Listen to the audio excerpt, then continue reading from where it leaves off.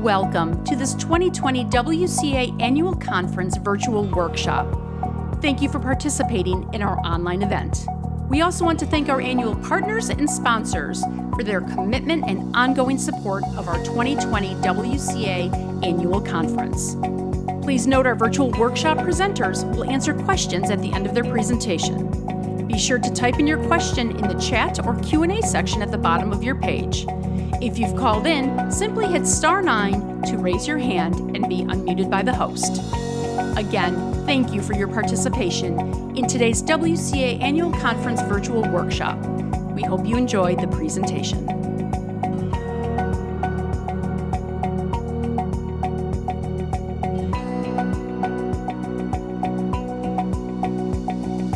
Hello, my name is Mary Mezera. Welcome to this workshop on serving our aging populations.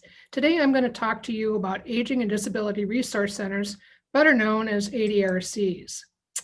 The mission of the Aging and Disability Resource Centers is to provide information to people so that they are able to make informed choices to live their best life. Aging and Disability Resource Centers are places to start with questions for aging and disability resource services. Well, they're welcoming and conveniently located. There's an Aging and Disability Resource Center in every county of the state. There's a place where staff are friendly, respectful, knowledgeable, and confidential. They're a place that provides accurate and unbiased information that is understandable and useful. They're a place where services are free and offered at a location of the customer's choosing. And they're a place where assistance is available regardless of income or asset level. A lot of people use the ADRC. As you can see, there's quite a list here. But we get calls from a lot of different places. So legislators have called us because they've had constituents looking for resources. Hospital discharge planners are looking for community resources for patients that are leaving the hospital. Family caregivers call for tools on how to help with their support, to support them with people with their loved one that they're caring for.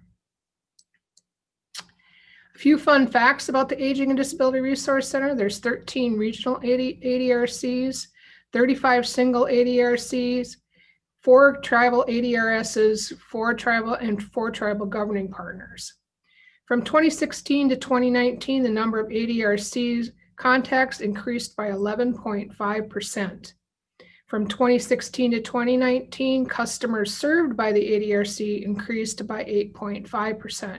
So the difference between the contacts and the customer served is that a contact could be an adult child calling about a parent that they're concerned about that need maybe some services. So the adult child is the contact, and then the person receiving the services would be their parent. Now, we also have people that call on behalf of themselves. So they would also be the contact, and they would then be the customer on top of that.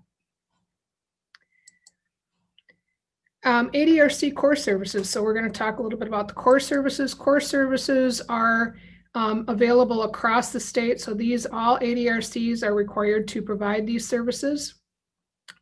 First services, marketing, outreach, and public education. We want people to know about us before they really need our services. We want to make sure that we can help people plan for their future so that they aren't exhausting their resources, that they are able to not burn out if they're caregiving for a loved one, that they're able to avoid crisis, or that we work with them prior to a crisis, because in a crisis, a lot of times your options are very limited and it can be very costly. And we also want to be able to have people know about us because life changes on a regular basis.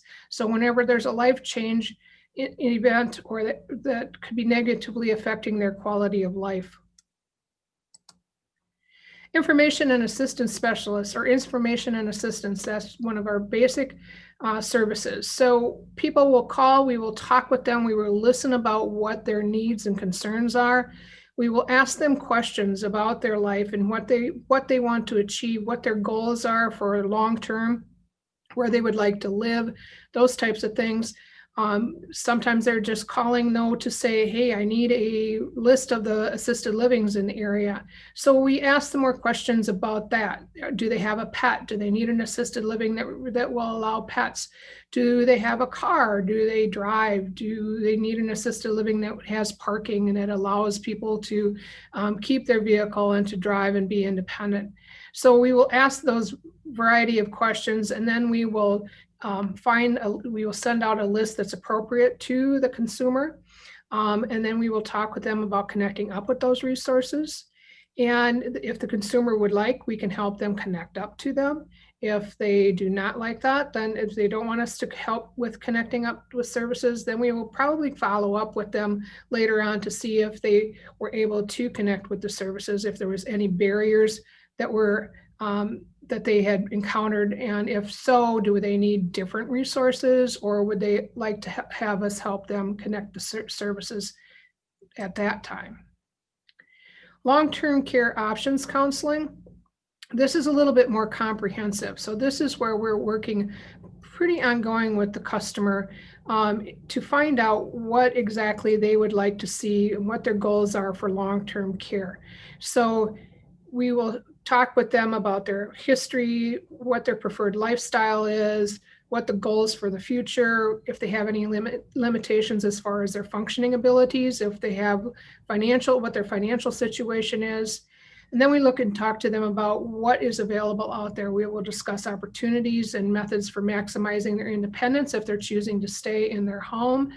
Otherwise, we will provide them information on a full range of long-term care options, including home care, community care, residential care, nursing home, case management services, and on like that. We also provide information on sources and methods for payment for long-term care services and eligibility requirements for publicly funded long-term care when it's appropriate. Aging and disability ADRCs will also do pre-admission consultation. This happens when a nursing home or a community-based residential facility will refer someone to us. We will talk with that person about the full range of care settings available for their needs, including supports in their home if they would like to remain in their home. If they want to move into a facility, we will talk to them about information about what the costs are and various options of what various facilities there are out there.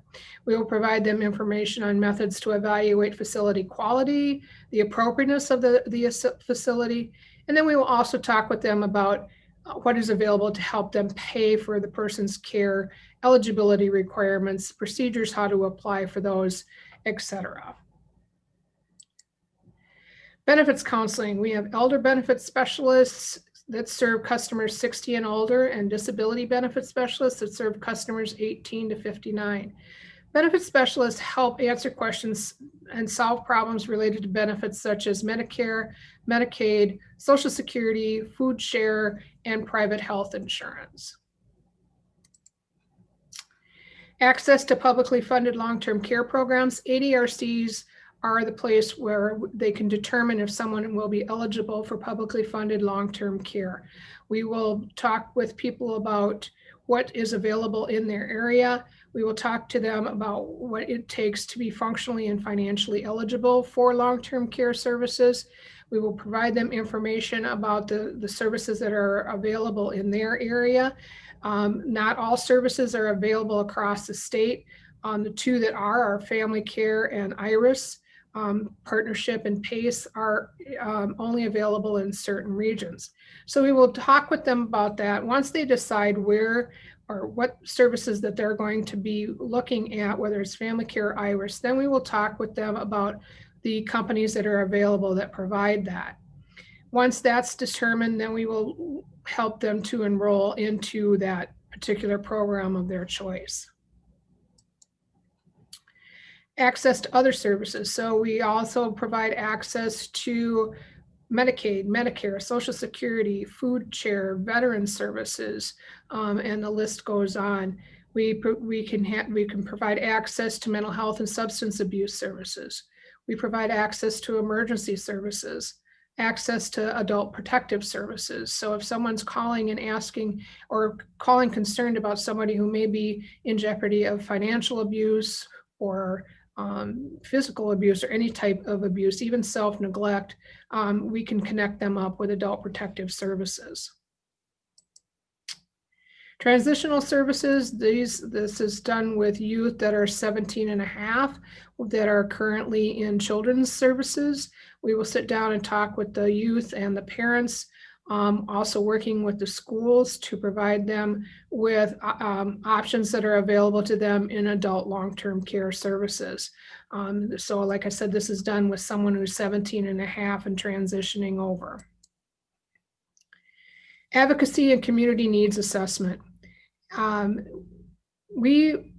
an ongoing basis, ADRCs keep track of unmet needs in their communities. So we have people calling in and asking for various resources, whether it might be a transportation service that will take them grocery shopping, or a transportation service that will provide them a place, take them to a social gathering, those types of things. And if there's nothing available, we will track and talk about that unmet need, track those unmet needs so that we're able to talk about and advocate to have those unmet needs fulfilled in our areas. One of the biggest ones right now, especially during COVID-19, is broadband services in our rural areas, because many of us are going with virtual meetings, virtual contact, all of that. And we don't have broadband services in many of our rural areas. So that's one of the things that we're definitely advocating to get. Other services, these are services that are provided by ADRCs that are, they're allowable, but only if ADRCs have the financial ability to provide these services. Short-term service coordinations. Short-term service coordination consists of assisting someone with coordinating their services. So if they have, a medical need or supportive home care, those types of services, ADRCs can help them coordinate those services on a temporary basis. What will happen then is the ADRC will try to find someone that will help them ongoing with coordinating their services, whether it's a friend or a neighbor or a case management service. Prevention and early intervention services. Wisconsin Institute on Healthy Aging holds a number of licenses for various programs that are evidence-based, that will provide that are prevention related. So, like Stepping On, which is a falls prevention program, diabetes prevention program. There's, like I said, there's a variety of them, and I provided the link to their website to show that. But what ADRCs do is a lot of times they will have their a staff member trained to be a trainer in those programs so that they can provide those to the community.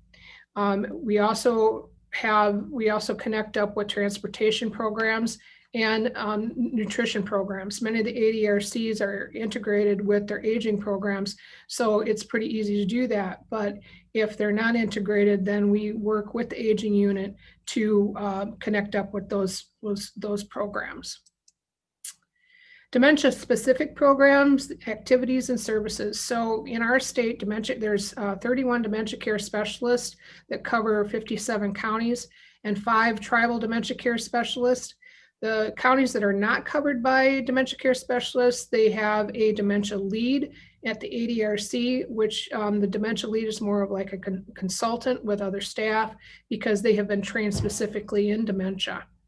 Dementia care specialists and tribal dementia care specialists can also facilitate like support groups for caregivers. They assist with setting up memory cafes. They provide educational materials to families about dementia.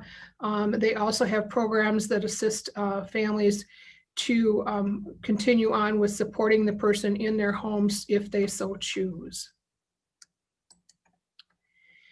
Community collaboration. We collaborate a lot with a variety of community agencies.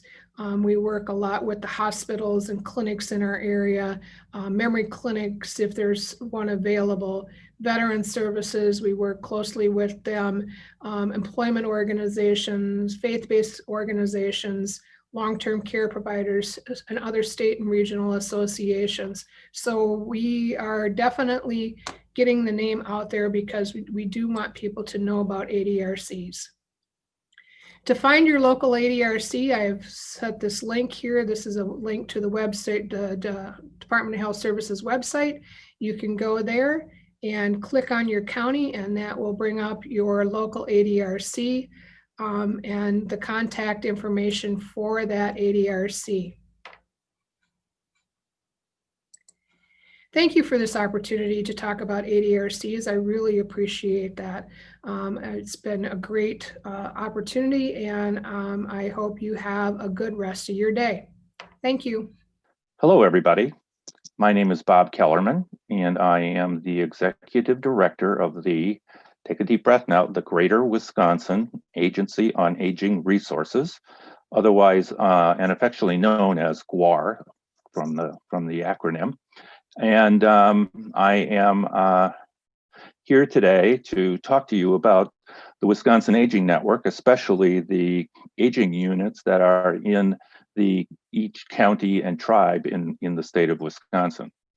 Now, GWAR is what's called an area agency on aging. We received that designation from the state of Wisconsin. There are only 3 area agencies on aging in Wisconsin, and we are not only one, but we are the largest. So our service area is 70 of the 72 counties and all 11 tribes. It's a big area. It might be, I think it is the biggest area agency on aging geographically in the country.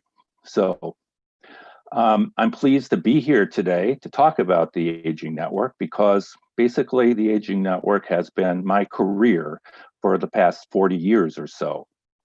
I have worked in many of Wisconsin counties, at least 6. I was an aging unit director in a county for 17 years, and now I am working for an agency that works indirectly with counties, directly and indirectly with counties. We fund counties' aging programs through funding sources that are given to us. So I'd like to start out by giving a little bit of background and history. I think that's important to get perspective on why these aging programs exist and what brought them about. First of all, the funding. The largest funding source is the federal government, and that comes through an act called the Older Americans Act, which goes back to 1965. It was signed into law by President Lyndon Johnson in 1965. There was state aging money added to that in 1976 through an incredible act of advocacy, which I will talk about in a few minutes. But that brought in a sizable amount of state aging money, which still is part of your funding that you receive. And in fact, Wisconsin has been very generous over the years with state aging funding. Then in 1980, the funding got distributed to each county on a formula basis. So now counties themselves were involved directly in the operation and in some cases even some funding for aging programs. That came with some other interesting requirements in 1980. Each county was, as I said, given an allocation, but there was a requirement that they have a full-time aging director and appoint a lead agency or an agency for these Older Americans Act and aging programs in their county, and provide an adequate staff, and of course you have the allocation to work with, fund those things. So that was a very big deal in Wisconsin in the field of aging. Now many many counties have an aging department, and being county supervisors, you will know that being a department in a county is an important. It's important, and it comes with some very interesting authorities. So that's basically the history of the aging programs up to a certain point, and from there they grew in size and stature over time. So you now have what we called back in 1980 county planning, and it meant that the counties and the tribes have authority over what programs they find important in their areas, and they can use that money to fund those priorities. So what are the services that an aging unit in Wisconsin, what services can you see for aging units in Wisconsin? Well, some of them are prescribed.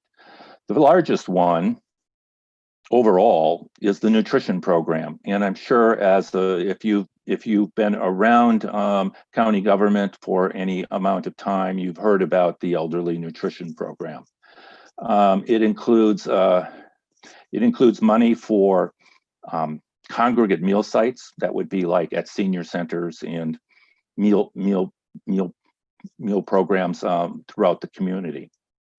It also provides a growing amount of dollars for home delivered meals. That is the fastest growing of the two nutrition models. You will also be able to find in an aging unit caregiver support programming. Caregiver support has really burgeoned over the past number of years as an important thing to pay attention to. Not only is it a caregiver for persons who obviously need some special assistance, either from family or outside, but it also has some special money around Alzheimer's, and that's called the Alzheimer's Family and Caregiver Support Program. The other one that I mentioned is the National Caregiver Program. And there's one thing to note here, I'll do a little bragging. The Alzheimer's Family and Caregiver Support Program is a state-funded one, and it was developed in Wisconsin, of course. I believe it was a project of Russ Feingold when he was a senator, and that went on to become the model for the National Caregiver Support Program. Very interesting little factoid that I know because I've been in this business a long time. Another one that I think you should pay attention to, because I think it can be important for your best interests, is the benefits specialist program. So every county has a benefits specialist. That's a person who works with elders who are having situations with either Medicare, Social Security, maybe their private insurance, and other issues. It's at one point a legal services program, another point it's an advocacy program. It's an individual advocacy program. It will advocate for an individual's benefits that they may have coming to them, or there's a problem with those benefits. So I say that that's one that you want to write down and remember, because that can be a constituent service for you to give one of your constituents who might ask you about a situation in their lives or in their family that involves elderly and aging, and they don't know where to go.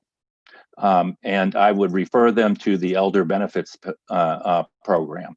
You might find that in the ADRC, the Aging and Disability Resource Center, or in a standalone aging unit in the county. But please remember that, and be free to make referrals. So another very important service that older people are asking about and will always ask about, it's been around, it has been a number one or number two need for decades, and that is transportation. Your aging unit, most aging units in the state receive dollars, not from the Older Americans Act or the federal government, but from the State Department of Transportation. And with that, they are able to create local transportation systems. In smaller counties, it might be volunteers using their cars. In larger areas, it might be vans, small buses, etc. But you can know that your aging unit is very much involved in it, and your county is very much involved in it. So take a look at that if you haven't been already noticing it. Another Older Americans Act aging program is what we call healthy aging, and it really is around falls prevention, health maintenance, things like that. And those programs are required to be evidence-based prevention programs. So that's a very important aspect to health programming, is that there is an evidence base to them. Another one is in a few aging units, but otherwise you'll find it mostly in human services departments, but it kind of originated around aging, and that is the Elder Abuse Direct Services Program. That again is a state-funded service, and it provides information and investigation into elder abuse services in your county. And it works closely with the adult protective services agencies that are generally in human services departments.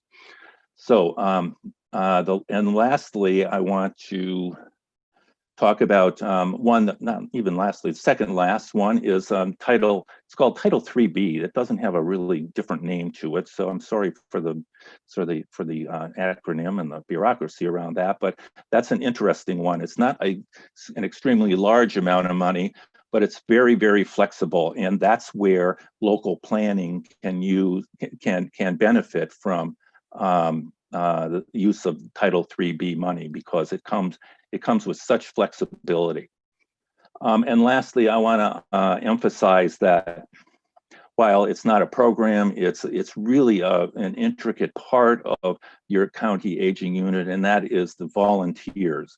Much of what goes on in an aging unit is often driven by or provided by volunteers. Home delivered meals is a great example. I mentioned transportation a minute ago. That's another prime area for volunteers, for people who are retired mostly, and they can get involved in the workings of serving older persons. What I consider to be probably an extremely important part of our service delivery system is advocacy. If we do nothing else, we should be advocates for older persons and the systems that older persons work are affected by. We have, as I mentioned earlier, in 1976, there was an advocacy initiative. This was probably the largest advocacy initiative still in the aging network. Thousands of people, thousands of older people converged on the Capitol in 1976. And they had certain demands. For example, the nutrition program up until that point was only in a few counties. I think it was 9 or so. I'm not positive at this point. And one of their demands was that they wanted the nutrition program to be in every county. They wanted it statewide. They had other issues too that they were interested in seeing developed. If you recall, if you were around in 1976, you will recall Governor Lucey was the governor at that time, and he addressed these thousands of people in the rotunda of the Capitol, of the state Capitol, and basically said, yes, we will do this. And within months, there was expansion. Within months, you would see nutrition programs starting to be talked about and developed in every single county. It was really a point of advocacy that the area agencies on aging at the time organized, and it was very, very successful. So we live with the fruits of that advocacy movement today. But advocacy continues to be an extremely important part of the aging network, whether it is advocating for an individual and their rights or their benefits, or finding that there is a systematic need for advocacy because of several individuals having similar problems, and that becomes a point of advocacy on a systematic basis. And in fact, we have a very effective advocacy organization in Wisconsin called the Wisconsin Aging Advocacy Network. You can find it online, but we have become known quite well in the Capitol building on our advocacy initiatives. Now, I don't want you to get mixed up with advocacy and lobbying. That's oftentimes confused. Advocacy is not lobbying. Lobbying, you can, and I'll just give you a few examples here. You can talk to your own legislator at any time you want, anytime you can find him or her, and as often as you can, and to address your concerns or issues with your local legislator. That's not advocacy. I mean, that is not lobbying. Volunteers and older volunteers who belong to maybe a small advocacy organization or committee or council in a county, they often will talk to their local legislators about their issues. That is not lobbying. So one of the things that we find really important and that we believe in is, number one, that older people are in charge. Older people who participate in these programs are really people who should be able to help direct those programs or advise the directors of those programs on how those programs should operate or can operate or do operate, I should say. It is an effective way to involve the participants, and that's what we in the Aging Network really believe in doing, is involving older people in these decisions. As a county board person, you could be involved in boards, a board on the local level. It might be the Aging Unit Board, Commission on Aging, or whatever they call it. It's different in many different counties. It can be, you can be effective on an ADRC board, Aging and Disability Resource Center board, which also might connect with the Aging Unit. And then there are also advisory councils. We are required to have advisory councils in the Aging Network for our programs. And your involvement in those advisory councils would be welcomed. Sometimes people think that getting assigned to the aging department, or I mean the aging committee, let's call it that, is really not the most, it's really not the sexiest committee to be on. Well, I would disagree. I think it is very active. I think it has opportunity for creation, innovation, and it affects a specific population in your county, which might be the single largest population cohort in your county. In some of the northern counties, 25% of the population could easily be over the age of 60. And it goes up from there in many of those counties, and it's working its way through the whole state. So it is an important job, and it really welcomes thought through and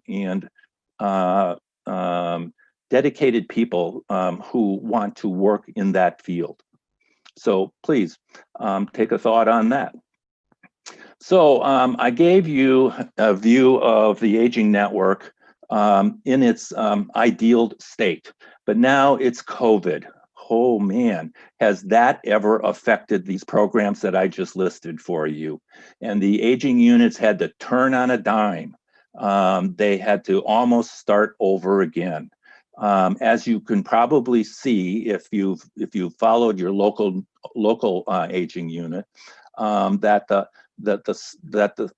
light really shined on home delivered meals.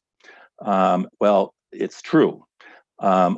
Almost all of the resources shifted from various programs to the nutrition program. Now, nutrition sites had to close down. That meant home delivered meals was the only thing left. And in the aging offices, in the aging units, the first thing that the first reaction staff have is the safety of their participants. Are they okay? Are they alone? Are they getting enough food? What about medications? Those are all a myriad of concerns that a good aging unit would have. And of course, food is primary. It allows there to be some kind of interaction, some kind of socialization, albeit for only a few minutes, but it's a person who checks in and also provides the home delivered meal that has been ordered for that person. So there's been, so as I said, the aging units really had to become creative. So they developed, and I'll give you some examples that my staff have told me about. They have developed grab and go meals. That is, you can drive up in your car and receive the meal that you ordered probably the day before, almost like a drive-through. Well, it is like a drive-through. Partnerships were created. When caterers, for example, also had to close down, partnerships had to be created, and they had to get creative about those. So I know one county has 14 partnerships with 14 restaurants, and those restaurants not only cook the meal, but they also deliver it to the home delivered meal recipients. That plan also kept restaurants in business and saved jobs. That's very important. When the pandemic started, socialization had already been an issue, but it's become even a bigger issue, and I'll mention that at the end. But friendly visiting programs were developed and expanded. People could call in and have conversation with the staff, et cetera. So that's an area where creativity is really in demand right now.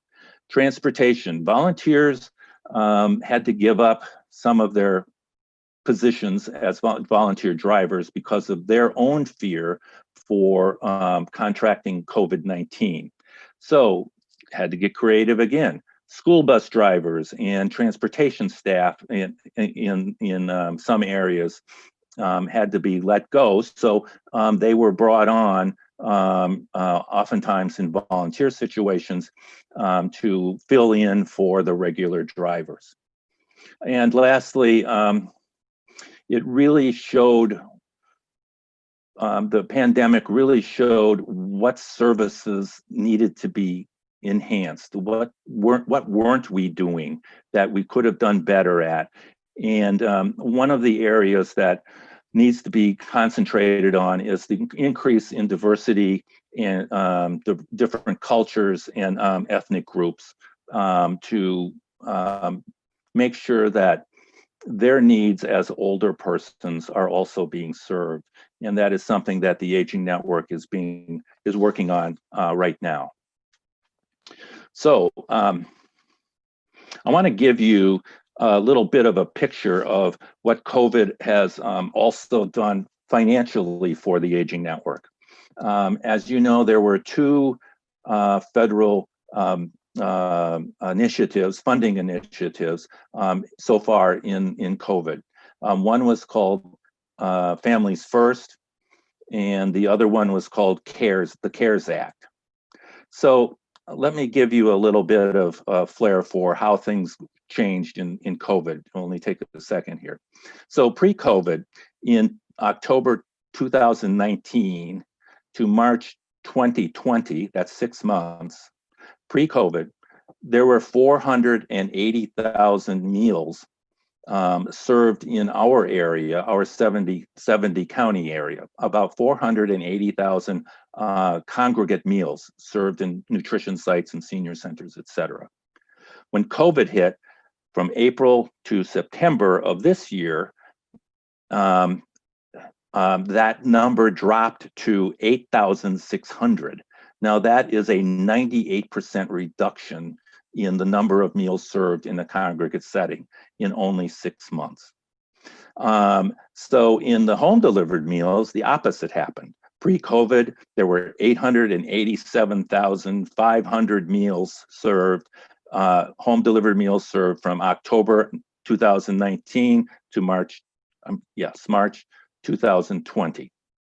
That's 887,000 meals pre-COVID. Now, during COVID, it went from that number to 1.5 million from April to September of 2020. That is an increase of 70%. Now, that means your aging units were really working hard at serving those new people, all home delivered meals or grab and go type of service. And money statewide, the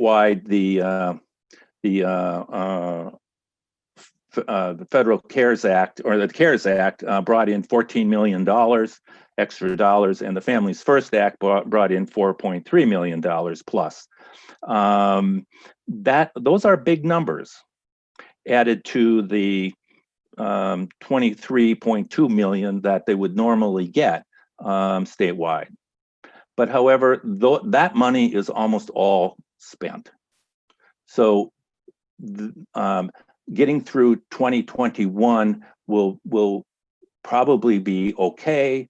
But I'm sorry, 2020 will probably be okay. 2021, if there isn't another COVID funding from the federal side, they will have only their regular Older Americans Act funding to get through 2021, but with an increase in not only meals, but participants. So you know that in 2021, some decisions will need to be made given circumstances around funding if something doesn't happen in the between. The real year to look forward to, or not, as it might be, is 2022. That will be a fiscal issue if there isn't some other solutions to that. So I'll conclude. What's next? Well, I don't think we're going to go back to the way things were, at least 100%. So I've got 3 things that I think need to be worked on. Number 1, you need to develop a plan B. What happens if your aging unit has to go into quarantine for 14 days? I mean, everybody has to go into quarantine for 14 days. Now, I've only learned in the last 48 hours that did happen to one of the tribal aging units. And it causes us to have some thoughts about making sure that everybody can think about what they would do in a plan B before it happens. The tribe had to do it as it happened. And they had to get very, very creative in that process. So I encourage your county to have a plan B. And I don't know if these are 1, 2, and 3, or they're all in one. I'm not sure it matters. They are all important. But the second one I would mention is defeat isolation and loneliness. That is a killer. It is, as they say, it's like smoking 15 cigarettes a day. But there are a lot of seniors that are isolated afraid to come out. They were being told to, you know, stay in their homes, etc., to isolate, and they have become lonely. And that isolation, as I said, can be very unhealthy. And there has to be a lot of creativity around defeating isolation and loneliness. The third thing, probably the last thing, but not last at all, because the list could probably go on and on. But I think it's important that the aging units and the counties embrace innovation. You're going to have to think and learn about what's going on in the world. You're going to think about changes. You're going to have to innovate. You're going to find out what else is going on in other counties, other states, and learn from those examples, adapt as you can, etc. So what can you do as county board members? I ask you a couple of things. I ask you to, when the situation arises, to talk about the aging office and to make sure that people know about it. I also want you to, if you haven't noticed what your aging office has been doing during COVID, I would like you to become familiar with that, and I would like you to recognize that and give recognition to that office for all of the work it has been doing during COVID in helping to keep the older people in your county safe. And I know it's going to be a difficult economic situation for states and counties, but I ask you to keep those things in mind when those deliberations take place. So I look forward to your questions, and I thank you very much for your time today. I hope it was energizing. Thank you. Thank you, Mary and Bob. We will now open things up for questions. I know Mary and Bob, you're going to unmute here and turn your video on, and let's get rolling here. There we go. Thank you again for your presentation. Let's dive right into some questions. Are there steps we can take legislatively to better prepare our ADRCs to serve the aging and disability communities well into the future? More specifically, can you talk about the ADRC reinvestment project and what counties can do to move the proposed changes forward? Sure. We started our reinvestment committee back, it was actually in 2017. We've been working on a formula because currently the formula that is being used for ADRC's funding is based on just the 18 plus population in each county. So that does not take into consideration poverty levels, health equity, disability, any of that. So we decided that we needed to look at that a little closer as a reinvestment committee. We worked with the state on this. We worked with Wisconsin County Human Services Association, had people on our committee, as well as the Wisconsin fiscal managers had a representative on the committee. So we've come to, since working on that, we've come up with a formula that we feel is very equitable, and we would like to move the project forward. Currently, with the funding that the new formula, and since ADRCs have not had an increase since 1997, in fact, in 2009, we had a decrease in funding. It's been a while, well, since 2009, there's not been a change in any of the funding at all. And we have the biggest growing demographic population that we serve in the state. So we have come up with a formula that we feel is equitable to each one of the counties. It would be for now, what we're going to be looking at is for just the basic scope of services for ADRCs, it would require an extra $27 million approximately. And then we were looking also at long path and down the road, because none of us are getting any younger, and we're aging, we have the baby boomers, which I'm a part of, kind of continuing to that population to grow.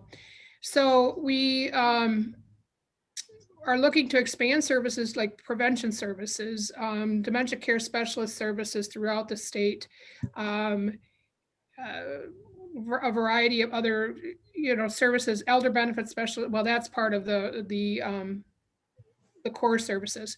So we're looking at providing that too, and that would expanding those services to make it a more holistic type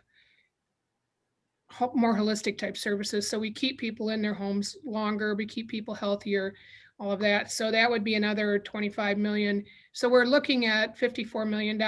Now, if that's, and that's a lot of money. I know that we all know that that's a very big ask, especially right now with all the situation with COVID and everything, but we want people to realize what we're looking at down the line. So what we would like counties to do, and what we would really appreciate them doing, is we would like their support on this. Now, ADRCs typically they do not have any tax levy dollars in there. However, there are some counties in the state that do provide tax levy for the ADRCs because they don't have enough funding currently. And we've been looking at different situations where we've been talking throughout our association, which is Aging and Disability Professionals Association of Wisconsin, and looking at what is it going to look like in the future. So if we don't get this funding, is there going to have to be either more counties putting in levy, or is this going to be, where we're going to have to start cutting back on services because we don't have the funding for that? So we would really, what we're really looking at is the county support in moving forward with this project to ask for the funding that we're looking at this point. We're going to be developing a template for counties to bring a resolution forward. So that's kind of where that is at. Currently, we will be, ADRC directors will be receiving a copy of that template shortly, but this is talk to your legislators. That would be another, local legislators. They know quite a few of us, and we talk to our legislators on a regular basis. So just your support would be greatly appreciated in that project. Our next question, how do you coordinate with or dovetail with other similar local programs? Example, UW Extension, senior centers, Meals on Wheels, etc. The ADRCs or aging groups, is it all Rebecca, together? if you could clarify that, please. I'm assuming that's what it was, but we can hop back to that question. Oh, she said yes, ADRCs. Well, ADRCs work, many of the ADRCs are integrated with aging units. So we work closely with the Meals on Wheels programs, and I'm trying to think, Bob, how many of our counties have, I think most of the counties, the aging units, ADRCs are integrated. I believe that there's 1, 2, 3, 4, 5, 6, 7, 8, 9, 10, 11, 12, 13, 14. There's 15 counties where ADRCs are not integrated with aging units. And in those counties, they work very closely with the aging units to help with those services or to promote those services. With senior centers, we're always collaborating with senior centers as far as like, sometimes we'll have a prevention programs. I know in some of the counties, the prevention programs are actually work at the senior centers, and we collaborate with them on that. I know that there's an ADRC, one of the ADRCs is actually located right in conjunction with the senior center. So we work very closely with them all the time. I'll just add that the aging units, the Older Americans Act money is not a great amount of money, and you need to be stretching that money, and that is done best with collaborating with other organizations.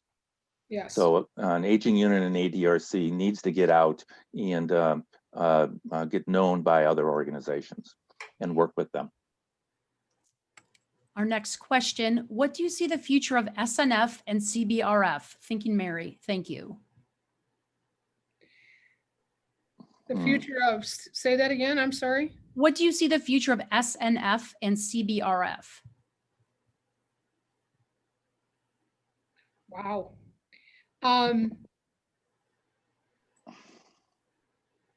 I'm not quite sure how to answer that question. I think, that their future is going to, I mean, we work with them also because people are looking at those types of living arrangements and things like that. But we also provide the services, we also provide options, because a lot of times people are like, oh, well, I can't live in my home anymore, so I'm going to go over here and live in an assisted living, or I'm going to live in a skilled nursing facility type of thing. And yes, but there's more, there's a broader range of things that people can do. So that's where we come in, and we can talk to them about all of those options and what they choose to do.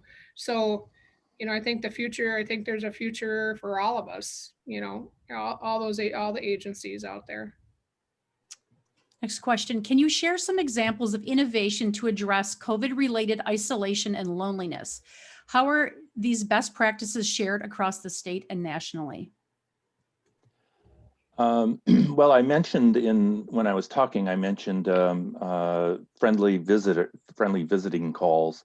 That seems to be a common one, but there are some others that are getting pretty creative. There's some groups that have group calls. They incorporate maybe storytelling and singing in those, things like that. We try to have a way for aging units to share those experiences through meetings that the state has developed. Every couple of weeks they meet. Our agency has also we have calls periodically with all of the aging units regarding that and nutrition, etc. Nationally, I belong to the National Association of Area Agencies on Aging, and they also have publications and also some other ideas around isolation and defeating isolation and loneliness in some of the other states, and we try to share that as well.